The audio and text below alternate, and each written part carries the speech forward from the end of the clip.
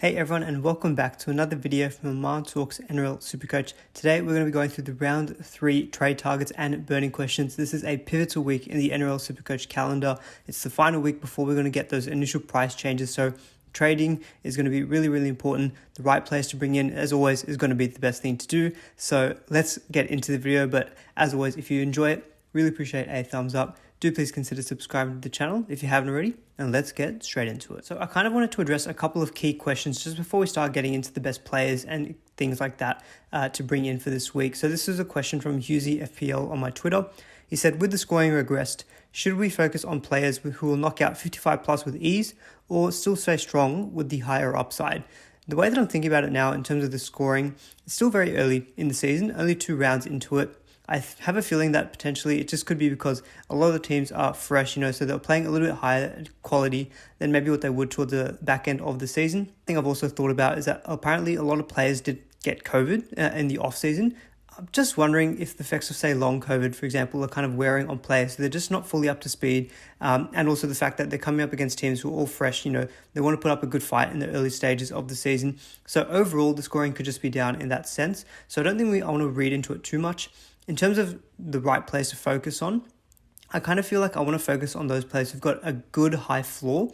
So yes, the base is important, but I'm also looking at base and power statistics. So I discussed that earlier in a video in the preseason. The power just refers to the kind of the tackle breaking ability, offloading ability, because I think if you've got that in addition to the base stats, it just means that your floor is going to be higher, and therefore you can consider the fact that if they just are able to get any attacking stat, they've got that higher upside. So I'm thinking about that more when I'm looking at like my second row forwards and my center wing. I'm looking at players who've got that good base and power stat. So that's something I've slightly changed my thinking on. But overall, I think my general view on scoring is that still we want to target those players with higher upside, but I think a high floor is definitely where I'm looking. But still lots to learn as we progress through the season.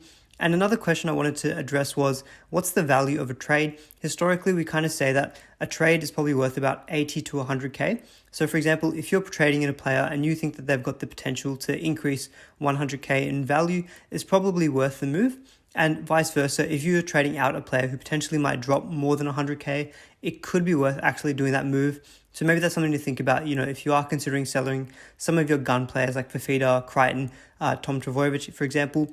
That's something just keep in the back of your mind, because I think if you are able to, bring in a player who's also going up in value, that creates a net positive of maybe like 200 or 300K. And then all of a sudden that trade, if the points aren't too different, it could be worth it. So that's also something I want people to keep in mind when they're looking at trades for this week. So we have to start this video though talking about Hynes. He is the most traded in player. Is he a must-have? That is the key question. So I thought it'd be really interesting. Firstly, the draw is pretty good for the Sharks. He's looking very involved. I read a stat that his touches have almost doubled since what he was getting at when he was playing at the Melbourne Storm, which is really just showing the level of involvement that he has. And I think you might have heard it in a lot of other SuperCoach podcasts or content creators. The way that he can accumulate the points is insane. So I've got 2 charts there below. This is from NRL SuperCoach Stats. So there's the pink chart, which is Hynes. And then the chart below, I'll give it 5 seconds for people to guess who that player is. It's Nathan Cleary. I gave you 2 seconds.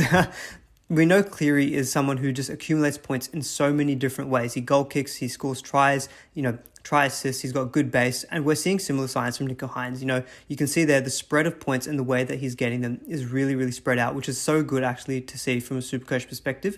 It's something I overlooked, how many ways he could get his points. So he's got good base. He's very involved in the try assist side of things for the Sharks, goal kicking as well. So yeah, Hynes is looking like a fantastic option, I think, to go for at fullback or even at halfback, probably at halfback. But say, for example, if you are selling Tom Trbojevic, Hynes is probably the option I'd go to, just for the fact that you can probably capitalize on the price rises he's expecting to get. He's got a break even of 50, which is not insanely low, but the way that he's going, he's definitely going to clear that. And the draw is pretty good for the next 3. The Storm and the Sea Eagles coming up, but it looks like he can get the points even in those tougher matchups because of the way that he can accumulate all those points. So I think Hynes is a fantastic trade in. A couple of questions though is, do you trade someone like, say, a Sam Walker to Hynes? This is the debate I'm thinking.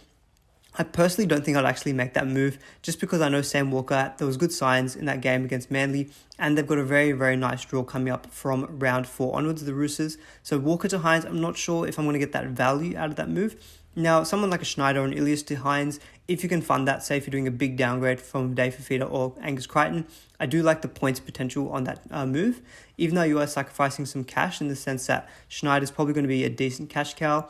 For example, if you can flip Ilias, he's not proving at the moment that he's going to be a great cheapie in terms of cash generation potential. So if you can do like an Ilias to Hynes, I think it's a fantastic move. Schneider to Hynes, I'm also an advocate of. Just swapping a gun player though, like Sam Walker, I'm a little bit less keen on. But overall, yeah, I think Nico Hynes is not quite a must-have, but he's very, very close to it based on the early signs that we're seeing. And the way that he can accumulate those points, I definitely want to be targeting Hynes at some point in the early stages of the season. I guess the other question, though, is that Nathan Cleary's been named on the extended bench for the Panthers. If he's back, do you prioritize Cleary or Hynes? I'd probably say Hynes for now, just for the fact that he's like 200k cheaper, and we'd expect Cleary, even though he could do very well, he probably would drop some cash. So I think I wouldn't stop yourself from getting Hynes if you're trying to wait for Cleary. I'd probably advocate just to go for Hynes from the get-go, and then maybe try to see a way to get Cleary and Hynes. That's probably the ideal ideal halves combo I think I'd probably want to go for. Now, the next topic of discussion is Tom Trbojevic a sell? My short answer is I think he is a sell. Again, looking at that value of a trade argument, he's probably going to drop mass cash. That break even is insanely high, 307. Even though he's got a really great draw coming up, and he probably is the best captain option this week, even if he scores like 120, 130, like we haven't seen him score that high yet so far, and Tom can obviously deliver on that, he's still going to drop bulk cash. So the scenario that I've got in that graphic below is him averaging 80 from rounds 3 to 8. So he hasn't shown an 80 average yet, but I'm expecting that, he can still do well in that easy run coming up. But I don't want to give it any higher average to say like 100, just because we're not seeing the scoring at that level in the first couple of rounds. And you can see there, in the next few weeks, he could drop bulk cash if he does average 80. Now, obviously, he can average higher than that, and he won't lose as much value. But I think because you've got such a wealth of options at fullback, you can go for someone like a Nico Hynes, who you can eventually flip up to halfback. I personally would just sell, because I just don't think you're getting any value out of Tom at the moment. Even though the draws coming up is very, very nice. Some teams like the Bulldogs, they have improved defensively. Knights also look like they're a better team overall. Raiders on their day can be a good defense. The Titans, normally their games are high scoring, so you could see him do well there.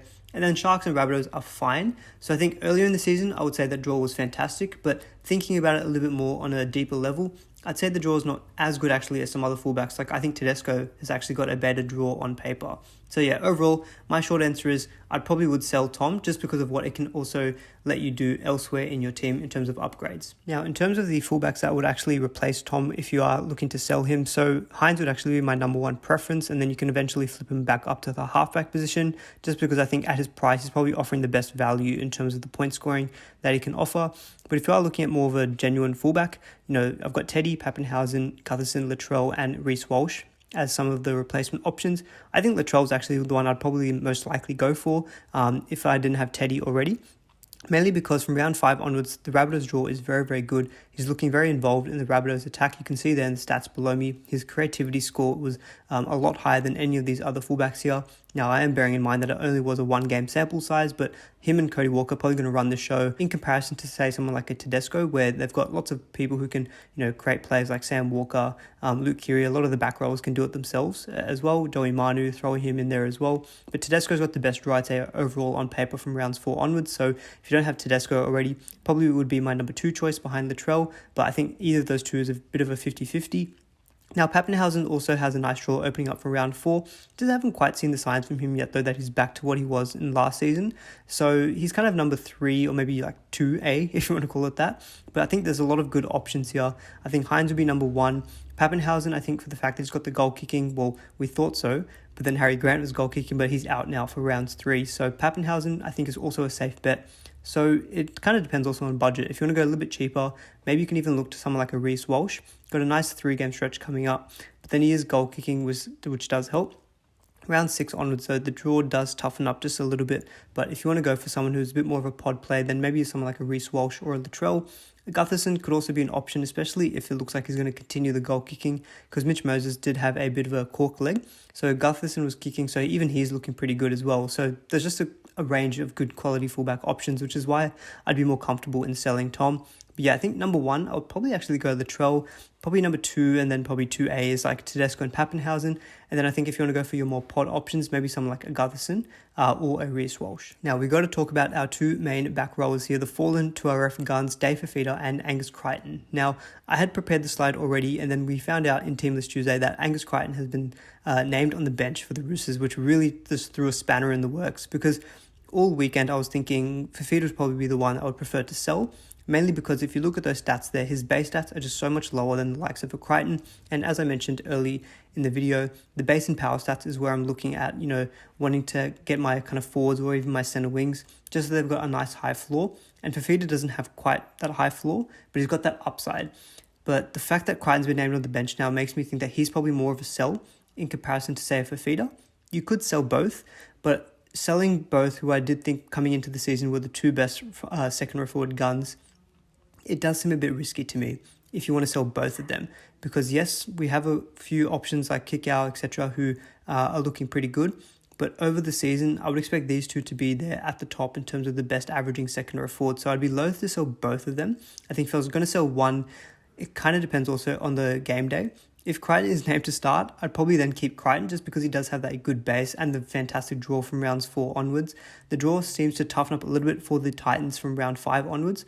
So say if Crichton was named to start because Tuponor's got a bit of a HRA risk, so he may drop out of the team and then Crichton may start, I'd probably then lean to keep Crichton and then maybe sell Fifita just to kind of unlock that cash. But if Crichton is still named on the bench come game day, I probably would just sell him just because I think coming off the bench, he might play like 55, 60 minutes, maybe even through the middle. But I think at 645k, whatever he is, you can't really, I think, rely on that, to be honest, from your kind of gun second row forward. We know that Fifita has got that upside, so you may be wanting to keep him. Now, the break even of 128 and 101 respectively, I don't think they're actually both going to drop that much in cash. They might drop like 100, 150k. So going back to that value of a trade argument, it makes me think that holding either of the 2 is probably okay. But I know and understand that, selling one of these 2 guys will unlock a lot of money that can make good upgrades elsewhere in your team. So those are the kind of my thoughts on whether you should hold or sell. I think if you can hold both, it's fine. But I think Crichton stays named on the bench. I think he's probably a sell for me. And for Fifita, if Crichton's named to start, probably does become a bit more of a sell just because of the value it unlocks. But look, if you can hold Fifita and he becomes a bit of a pod, it could be a great option, especially round 4. He could even be a captaincy consideration against the Tigers there. But that's my overall thoughts, just because I think, the good base of Crichton would make me prefer to hold him. But if he's named on the bench, I just don't think we can have that from our gun to our ref. Now, looking at some of the second row forward replacements, I think this is going to be a very hot topic of discussion. I kind of referenced that on Sunday in my live stream. So you've got the likes of those who are over 500k. So I've got Cam Murray, Kikau, Josh Curran, Tyson Frizzell, Olukwatu, and also Isaiah Yeo as they were kind of more premium gun options that you can maybe consider in 2RF. And for someone like Murray, to me, doesn't make as much sense just because I think he's on a similar playing field to, say, someone like a Crichton. They're probably, that 600k second row forward who probably isn't going to maintain that value, so long. But Murray is obviously a gun, but I think if you're probably more likely to move down to, say, someone like a Kikau or a Curran.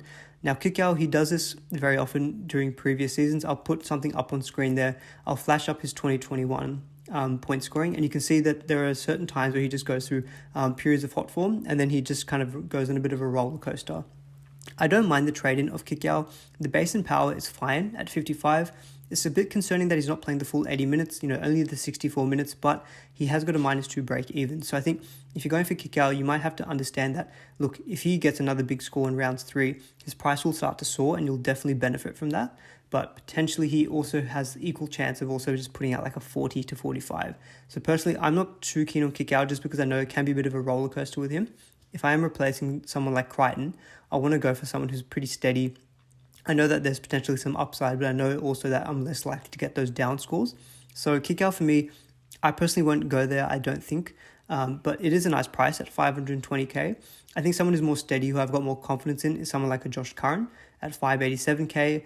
Although he is a bit more pricey, so I think if you're trying to raise more funds, you maybe could consider someone who's a bit cheaper. Like, he's not going to exactly go up massively in value because the break-even's at 50, and there maybe is a bit of a question mark about when Tohu Harris comes back, how's that going to affect the rotation with Curran? And even also when Matt Lodge gets starting into playing bigger minutes because he only played 20 minutes last weekend. So Curran, I think overall for a more steady long-term gun option, I think would be a very safe bet. The minutes are still good. When he's on the park, he does tend to get those attacking stats as well. That's definitely part of his game. The very nice base and power of 64. Even Frizzell, I think he's in a similar category to Curran that you can just stick in there. Nice long-term play. Frizzell is probably more of a pod at the moment as well. The good thing with him is that his minutes are pretty secure. He'll play 80 minutes on the edge. There's no real kind of question mark with him. The base and power of the first 2 rounds is fantastic, 69. So I really like Frizzell, 69 lol. I really like going for Frizzell as a potential option, even if you wanted to go for a bit more of a pod play compared to someone like a Josh Curran. So Frizzell, I think, is really interesting. But I think, again, even 570k, it still feels a touch pricey. I think I'd probably prefer to go down to someone like Olukwatu or Isaiah Yeo, who are performing at a similar level in terms of the base and power, but they haven't got those attacking stats just yet. So Frizzell did score a try last week. That did definitely help bump up his score. It's always nice to go for those guys who haven't yet got those attacking stats, but the underlyings are there, because then you might think that they'll go even higher than those other guys. So Olukwatu and Isaiah Yeo definitely fit the bill for me, and they are my kind of preferences actually in terms of replacing Crichton and Fifita, just because I think the scoring with them is probably going to be a bit more stable. The minutes are definitely there for the pair of them. Isaiah Yeo's been playing 80 minutes both games. Olukwatu played 72 in the first week because he was just coming back off an injury. And notably, he scored 77 on the weekend, all in base and power. So his base and power is extremely high. Obviously, the break-even, again, is not super high. So these guys probably aren't going to be massive cash generators, but maybe suitable replacements, in terms of the point scoring. So Olukwatu and Yeo are my kind of preferences for your Crichton Fifita replacements. Personally, I would actually lean towards Yeo, just because I think the way that he's playing at the moment, he's looking super integral to that Panthers attack. They have lost a couple of forwards with Leota.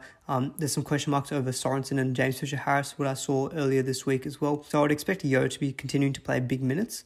And I just think the way that he's playing, he's top of the Dalium count at the moment as well. So I think the real life, it's translating to SuperCoach at the moment.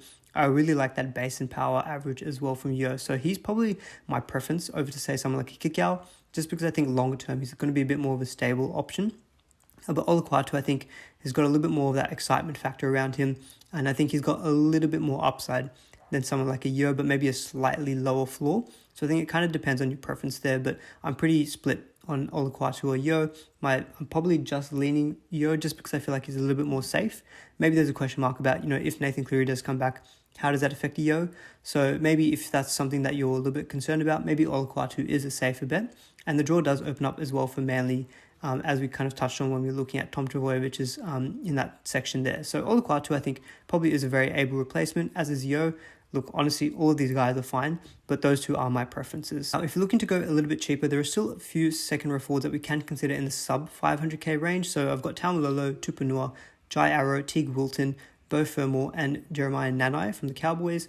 I think Wilton would have been my standout pick if he wasn't suspended this week. So unfortunately, he's going to be missing this week because when he plays, he has a very, very good work rate. The base and power you can see is pretty solid at 59, and he had a minus 21 break even. So potentially, if you don't need to do a second or forward trade this week, and maybe you can do it next week, you could go for someone like Wilton. But that means obviously it's another week where someone like Wade Graham can recover from his injury and potentially force out Teague Wilton. So I think with Wilton, that's always the risk. It depends on if that position is going to be open for him for the long term. The fact that Graham could be back in a few weeks means I'm less keen on going for someone like Wilton. In this price range, there's not so much value that I can see here apart from him, just because none of their break-evens are insanely low. I mean, Beau Fermor potentially at 379k. He's played 80 minutes in both games. He's got good attacking upside that we saw last week, but the base and power is not quite as good, as some of these other options here. So that does turn me off a little bit. I mean, Jai Arrow could be a nice steady option. He's got the dual flexibility as well, second row forward and front row forward. So Arrow, I mean, he's not screaming a massive trade-in. And in all honesty, none of these guys are screaming a massive trade-in to me either. I mean, Tupanua potentially has got that upside, but there's a question mark about him with that HIA coming into this week, but does have that really nice draw coming up. And Taumalolo has been pretty steady. You can see, 55 average from 54 minutes with a pace and power of 56. So he's just doing as he's probably, as you'd expect from him. The minutes could take the uptick as well, as he slowly starts getting back into the swing of things in the season. So Taumalolo is very much a kind of wait and watch for me. And most of these guys I don't think are going to be getting massively out of reach in terms of price. So I think if you are looking in this kind of price range, you could very easily take your pick. I mean, I would maybe recommend someone like a Fermor or an Arrow just because they've got that dual flexibility. But honestly, none of these guys are really screaming out a massive trade-in for me. I think it's a bit different as to that plus 500k range where there's a few more gun options that I think we can jump on with a little bit more confidence. So the next topic of discussion was Catoni Staggs. Do you cut Catoni? So anyone new to the channel, yes, you're going to see a lot of cheesy puns, but if you're into that, definitely give the video a like and do subscribe to the channel. The average is just not ideal, only 28 in the first 2 rounds of the season. The base and power has been down, generally just reflects the lack of involvement that he's had. Now, he did bomb that try that Reynolds set up for him last week, and I think if he had scored that, it would have been a line break, like 1 or 2 tackle breaks, and then an extra 17 points for the try, and he probably would have scored about 60, and I don't think he would be as heavily sold as what he is this week. I'm personally leaning to just holding him just because if you look at the draw below me for the Broncos, the next 2, Cowboys and Warriors, I do think that there are points on offer there. So Catoni Staggs, I think he's close to getting that decent score. So I'm personally not willing to sell just yet. I can understand why people are selling, and I know there are a few options in the center wing that people are considering, who I've just got as well in this graphic here. But I've got someone like Petahiku, Gagai, Dominic Young, Lomax, Campbell Graham, and Taylor May. I think they're the more popular options that people are looking to swap Catoni Staggs for. Now, my pick of that bunch would actually be Petahiku, Lomax, and Taylor May. Main reason is that Hiku, at his price, he's got that very low break even, so you definitely know that there's going to be cash generation there. The base and power is very high. So again, I mentioned that at the top of the video. I think the floor is really nice, and the Cowboys do also have a pretty good draw. Broncos, Roosters, Warriors, Raiders, Titans, Eels, couple of tough matchups there, but nothing crazy. And if he's got a very high base and power floor, you know that he's probably going to deliver, and 360k, it is a nice price. So again, even if you are selling someone like Crichton, if you've got the right players with the dual flexibility, you could even swap someone like Crichton down to Petahiku and generate like 300k in cash. And he's definitely going to rise in price with that in the minus 19 break even. So Petahiku, I do like as a trade-in, not necessarily for Catoni Staggs, but if that's facilitating another move elsewhere for an upgrade, I don't mind it as much in that case. Now, the nice players, Gagai and Young, again, Gagai's base and power is fantastic at 57, but the price is very high, 600k. And the Knights draw, you can see I'm not a massive fan of it. Panthers, Sharks, Sea Eagles, Dragons, Eels, and Storm. There's a lot of tough games in there. Now, they have started out of the blocks very, very quickly, but I'm just not fully confident yet if I can trust that enough to pay like top dollar for someone like Gagai.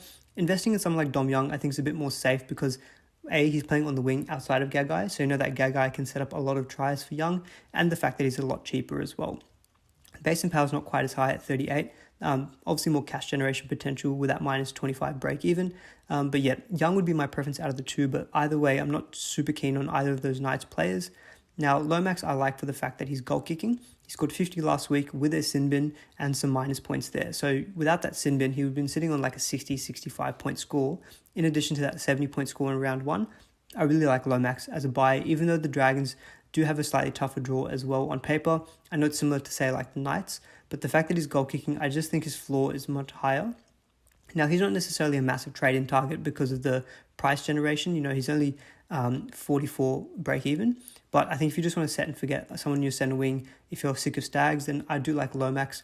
Similar with Campbell Graham, just because the Rabbitohs do have a very nice draw coming up from rounds 5 onwards. His base and power has been very high at 53. And so I think he's kind of going a little bit under the radar. I haven't seen him being heavily discussed. Again, not someone you have to necessarily trade in this week. You can definitely capitalize on round 5. So for example, if Catoni Staggs come round 5 when the Broncos kind of get into a bit of a tougher stretch of games, maybe at that time you can make that swap there. So definitely someone that we can keep considering. And Taylor May, he looks a fantastic option in real life. He looks like he's got similar work rate to someone like a Brian To'o, so he should be good on the base stats. I'm not necessarily recommending him, though, as a trade-in for this week, just because To'o has a history of coming back from injuries quite quickly. So even though To'o looks like he's 6 to 8 weeks, it could be a little bit sooner than that. And then all of a sudden, Taylor May doesn't get as many price rises out of him. So I think if you can wait on getting someone like May, I would. But definitely in a couple of weeks, I think we'll be definitely discussing Taylor May as a serious trade-in target. Now, in this next section, we're going to be talking about the best kind of forward cheapies to go for.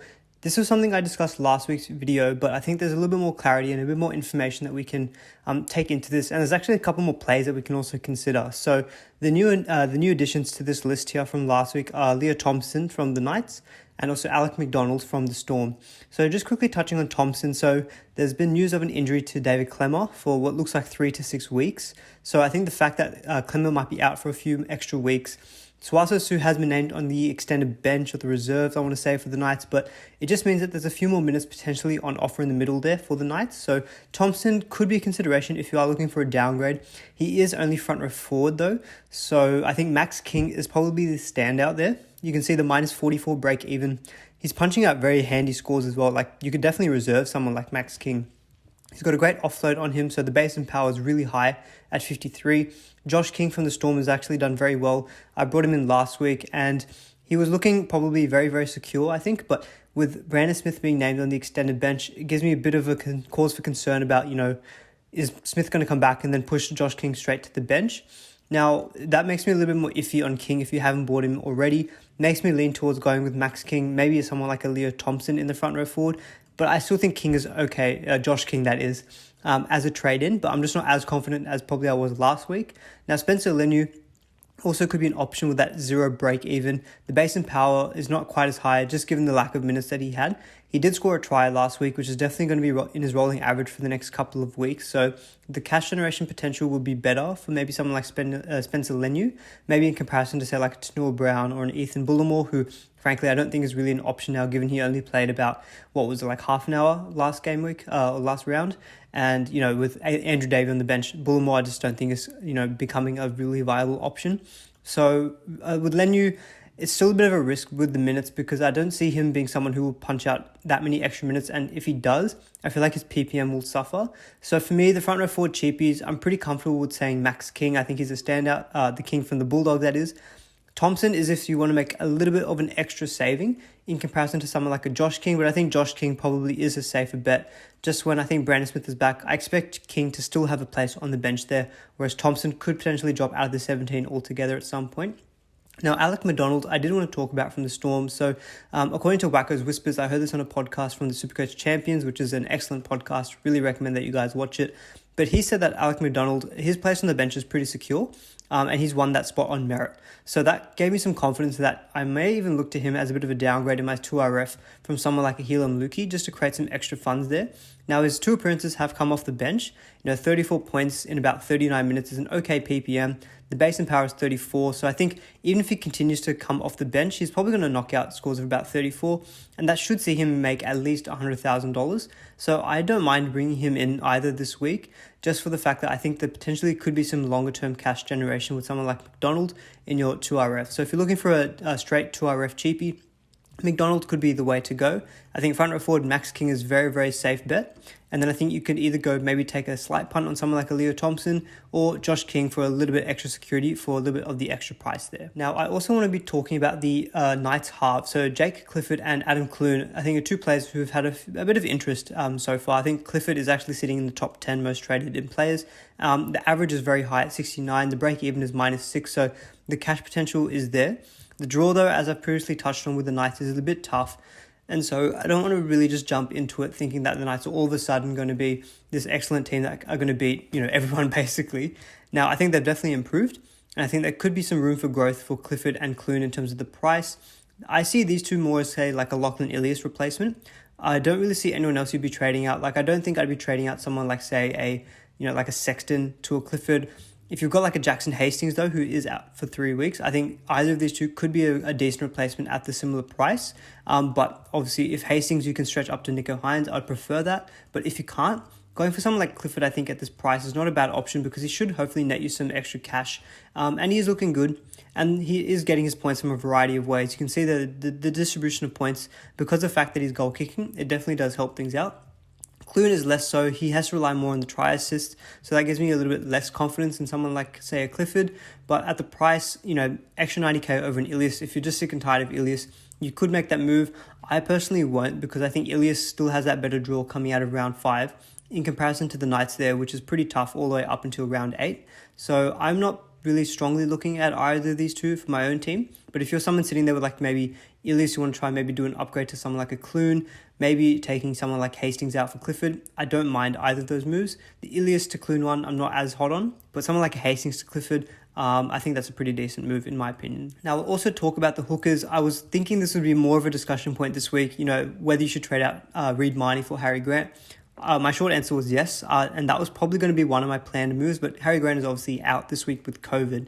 But I still think it's worth talking about the hookers because there's a few mid-range options that we hadn't really previously thought maybe are worthwhile for consideration. So if you've got Reed Marnie, I don't think I would be selling him for one of these cheaper options because I think ultimately at the end of the day, you want to go for someone like Harry Grant. So I would just keep Reed Marnie as that kind of placeholder there. It does suck that he's got that high break even of 100, so going to have to cop a price decrease, making it a little bit more expensive in terms of going from Reed Marnie up to Harry Grant in the future. But if you're sitting there with a cheaper option, maybe someone like, I don't know, some people I know have Jake Simpkin. So if you're looking around, say, that kind of price point, you've got the likes of Tom Starling, who's now probably going to be the starting hooker now that Josh Hodgson has been ruled out for the entire season. You've got Blake Brayley, who's been looking really good actually in the first couple of rounds, very strong average of 72. Playing 80 minutes in both games. It's a really good sign. The base is fantastic as well from Brayley at 51. Got a negative break even, so you could probably make some cash there as well. And Coruscant, I kind of poo-pooed him, as I keep saying, in the preseason, but he's looking better and better. So he definitely could be a proposition as well. Say if you've got a Connor Watson, actually is another good case of that. If you've got Connor Watson, you don't have the money to stretch up to someone like a Harry Grant, then maybe you can make a downgrade to someone like Coruscant, Brayley, or Starling. I like the fact that Starling should be starting now, but Blake Brayley could be a nice point of difference. I think I prefer him to someone like a Coruscant just because of that price saving, and the base is a lot higher, so I think his points is going to be a bit more sustainable than Coruscant, who's been relying a little bit more on the try assists. Blake Brayley has got 0 kind of creative stats. You can see he's on nil. So maybe a few kind of try assists out of dummy half, and all of a sudden you could be seeing Blake Brayley have massive scores. So I really like him as a point of difference if, say, you're looking for a Connor Watson replacement, if, say, he's ruled out this week. But at the end of the day, in the hooker position, it's Harry Grant, who we want to go for. Wouldn't be selling Reed Marnie this week because of you've probably got bigger priorities, I would imagine, in your team. If you don't, maybe you can make a luxury move to create money going, Marnie down to someone like a Blake Brayley, but Grant ultimately is the end goal at the hooker slot. Now, in this next section of the video, I'm going to be looking at the top trade outs and the top trade ins. I've tried to cover a lot of this as much as I could, but if there's any extra players that I haven't, discussed, we'll touch on it in this little section here. So Angus Crichton being the most traded out, doesn't surprise me for the fact that he's benched, but if he is named to start, I'd be keen to actually hold him. Maybe I'd consider taking out Fifita instead. Tony Staggs, I don't fully support this decision just because the next 2 games are good, and he was 1 try away from getting a 60-point game, and I just don't think we'd be considering selling him as much in that situation. Tom, I agree. I think that is a sell. To'o looks to be out for 6 to 8 weeks, so I think that's fine to sell. Fifita, I won't really touch on that again. I think it really is team dependent whether you sell or not. If say you have got some like Crichton as well to deal with. Hastings is an easy sell. We're going to be out for the next 3 games after failing at the judiciary. Ilias, I think largely is a hold, but if you are making an upgrade of say Ilias to someone say like a Nico Hynes, I can support that move. Even if you're going from like Ilias to say like a Clifford, don't think it's a horrible move, but just the fact that Ilias has got a nice draw coming up. Look, I see the arguments for it because it doesn't look like his cash generation is going to be that high very quickly. So I think trying to maybe go harder on the points, go for someone like a Clifford maybe, or maybe even like kind of go a little bit cheaper like an Adam Clune could be a consideration. Cody Walker, I think, is a very easy sell. I think he's going to drop massively in cash. You want to pick him up maybe in a few weeks' time, but I think for now there's better 5/8 options. You can go down to someone like Munster if you've got the right duels. A Cody Walker to say Nico Hynes move I think is very, very obvious in my eyes. Stefano, I think, is also a trade out. He's been a bit disappointing, and I think around his price, you've got the likes of Vijay Arrow, or you can even downgrade to someone like Max King, Josh King, maybe even Leo Thompson, and that does free up a lot of funds that you can use elsewhere. Reed Marnie, I think that's probably just going to drop off now. I imagine he was being sold for Harry Grant, but obviously now I wouldn't advocate doing any trade outs of Marnie unless you're in a luxury position to go to one of those cheaper hookers as we discussed. Now, in terms of the top trade-ins, I think we've covered the majority of them here and my thoughts on them. Hynes is fine. I definitely agree with that. Kikau, for my own sake, I'm personally not going to go there, but I can definitely see the appeal of him, as well as Petahiku. I think that's a pretty solid option at centre wing for the next few weeks. Max King is a dead set lock. Definitely get him in. Now, Clifford and Gagai, I've given my thoughts as to why I'm a little bit unsure with the Knights draw coming up, but I think at Clifford's price, it's a lower risk move and he is dual. So I don't think it's a horrible move to be bringing him in. I think Gagai, though, is a touch expensive. Maybe I'd instead go for someone like a Dom Young, actually, if you are looking to go for a Knights backline player. Josh King, I think, is a good trade in. Coruscant, I think, is fine, but maybe not necessarily for a Reed Miney to Coruscant. Maybe if you're doing an upgrade elsewhere like a Simpkin, I can maybe see that appeal.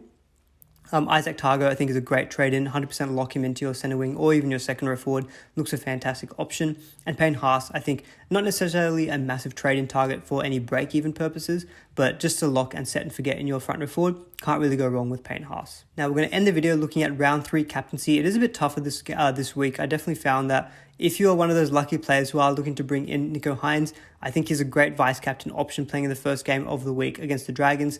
Averaging 87, the Dragons last season were kind of middle of the table in terms of conceding points to the halfback position. But Hynes is in really good form for SuperCoach purposes, so definitely think he's a very safe vice-captain option. On the Friday game, you've got the Warriors against the Tigers.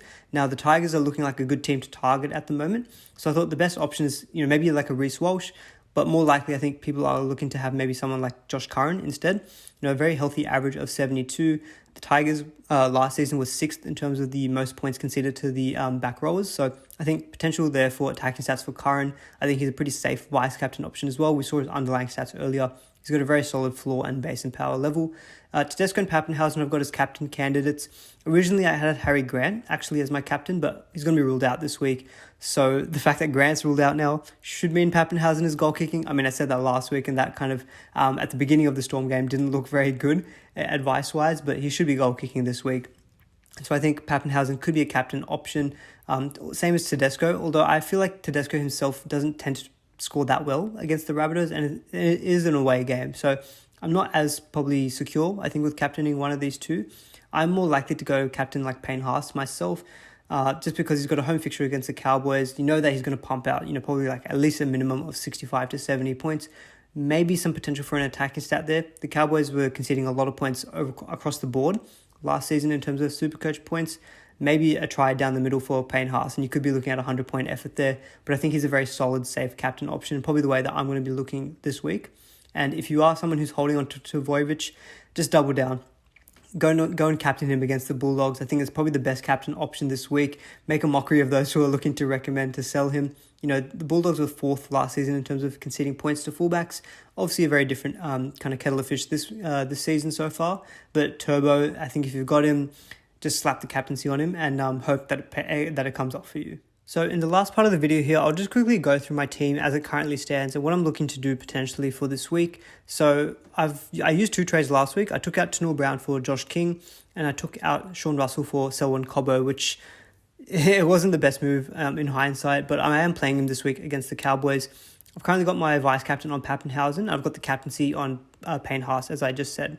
Now, few things that I wanted to address in my team. So I think in terms of that whole weak link approach that I keep mentioning each week, Helam Luki is definitely a weak link. I think he's got to go. He's been named on the bench again, so I think he's definitely someone I have to take out. Angus Crichton, I think, again, if he's named on the bench in that kind of final team on Friday, I probably will trade him out. I would ideally like to get that information sooner rather than later, but I can't take him out for someone like a Josh Curran. I definitely want to wait on that news because Curran plays before Angus Crichton. But if Crichton is named on the bench, as we look at face value, Helam Luki is on the bench, I think those two will definitely leave my team. Now, I'm not 100% locked into doing a trade boost, just because after those two, I'm not sure if I'd be bringing in a third player. So let me just quickly run through what I'm thinking at the moment. So Helam Luki is definitely going to go. I've got only 7k in the bank. Now, to create some funds, in terms of like a cheap second row forward, the only one that stood out to me was Alec McDonald. I could, via Isaac Targo, do a swap and instead get someone like Taylor May. I'm actually 1k short of going from Helam Luki to Petahiku, so that really doesn't work out either. So I was thinking maybe just going with someone like Alec McDonald. So let me just quickly find him here, and I'll bring him into the team. Where is he there? So I think there's still some decent cash generation potential there, and that frees up quite a bit of money, 180k. Let's assume Crichton is named on the bench as we expect. I'd have 830k to play with. Now, one thing I'm thinking about is I want to make sure I've still got some money in the bank next week, because I think I will want to do Reed Miney out for Harry Grant. So I want to make sure I keep some money in the bank and also account for the fact that Marnie is most likely going to drop some cash as well. So in terms of those kind of second row forwards that I could go for, we discussed so many of them. Isaiah Yeo or Olukwatu, probably one of the two that I'd look to go for. I'm still not 100% sure which one I would prefer. I mean, Yeo is probably a little bit more solid. Olukwatu's probably got more of that attacking upside, and he is a lot more of a pod, 2.5%. So let's say for now, I'll stick with Olukwatu. I've got 324k in the bank. Now, I could very easily just keep that and do those two moves this week. My reserves would be King, probably Schneider, who's goal kicking, and then Tedesco. Now, if I want to get someone like Nico Hynes, who probably is the next best kind of trade target, I think, for this week, or the best probably trade target this week, I briefly did consider Sam Walker out for Hynes, but I just want Walker for the run of games after this week. So just taking a quick look at it there, you can see he's got the Cowboys and then the Broncos, Warriors, Dragons, Bulldogs, Titans. I can see lots of points in those games for someone like Sam Walker, so I'm not ready to cut loose yet. And I think that he will get that 5'8", dual flexibility added on because he was named again at number 6. And so I think Walker, if I want to keep long-term, I can. And that means that I can then start swapping him and Ilias. And so in terms of my longer-term, maybe Cleary plan, I could maybe flip someone like a Dylan Brown out for Nathan Cleary and swap Sam Walker down to my halfback. Swap Sam Walker down to 5'8". So there's a couple of reasons why I want to stick to Sam Walker. And I don't have enough money to go then, say, from Schneider to Hynes. I'm a little bit off them. I've only got the 513k. Hynes and Cleary, I think, are the only two kind of halfback targets that I've got there. And even 513k, even if I did swap, say, like Ilias, as it's recommending here, there's no 5'8" I'd want to get probably outside of, say, like a Cam Munster. So that doesn't really work out for me. And I think Schneider still has room to grow. Even Ilias, if I wanted to upgrade Ilias, I'm still short of going to someone like, say, a Munster. I've only got the 529k in the bank there. And keeping in mind, I also want to make sure I can get in Grant next week as well. So I don't think I'll be making any changes there in my halves. I did think about a little bit in my center wing, maybe making some moves there. I want to keep Staggs and Cobbo, Targo and Penasini going nowhere. Billy Smith playing on the right wing, I think still could be a valid option, so I can keep him there. And then having that much money in the bank means that, look, if there's any of these injuries happen, I've got enough money to make some significant upgrades. So I could just very easily do this because I don't think my front row forward needs any moves. I think that's fine. I could take out Fifita as well, but the way that I've done these trades, I don't think cash is really an issue. I mean, I could upgrade someone like Halves if I wanted to, 500k flat that I can upgrade to. So maybe I could go for one of those sub 500k options, maybe like a Beau Fermor. But using a move on one of my nuffs, I could do it. Let's do it. Let's put it in for now just to see what it looks like. It also adds extra flexibility of having another dual player. There's 120k in the bank, and that would mean I've got enough money to go from Reid Marnie up to Harry Grant next week. I've got probably most of those main cash cows like both Kings. I've got McDonald there. Fermor should go up in value, hopefully. Schneider eventually as well. So I could just leave my team as this, and I don't think I'll be taking out the likes of Pappenhausen or Tedesco. So potentially those could be my 3 moves with a trade boost. Otherwise, I might just leave it at the 2 moves. I think Lukey and Crichton are the 2 main obvious weak links if they're both named on the bench. Outside of that, though, I'm happy enough, I think, with the rest of the squad that I don't need to necessarily make wholesale upgrades. Maybe with that money, I could take out Randall for one of those mid-range hookers, but even that, I still feel like Randall has got room to grow in terms of cash potential. So those 2 moves there, Lukey and Crichton out for McDonald and Olukwatu, they could be the moves. If I didn't want to go for McDonald, let's say, for example, I wanted to go for someone like Fermor, I still could do that. Still got the 120k in the bank there to upgrade Marnie to Grant. But I think McDonald, that I like the fact that that frees up a lot of money. Potentially could mean I can get back to someone like Nathan Cleary a little bit earlier than others can. So that's my rough plan at the moment. I think I probably would maybe still stick with someone like a McDonald instead of someone like Fermor.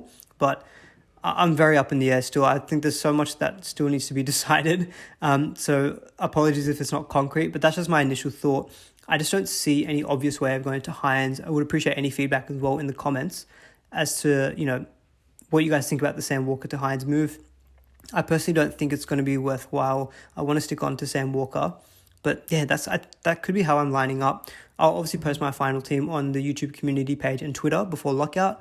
But these are my initial trade thoughts at the moment. And I'm probably going to end the video there, guys. So hopefully you all enjoyed that. It's going to be a pretty long video by the look of it, but there's so much to discuss for this week. It's a pivotal week, so good luck for round 3. If you guys enjoyed it, really appreciate a thumbs up. Do please consider subscribing to the channel as always if you did enjoy the content. I'll see you all in the next video.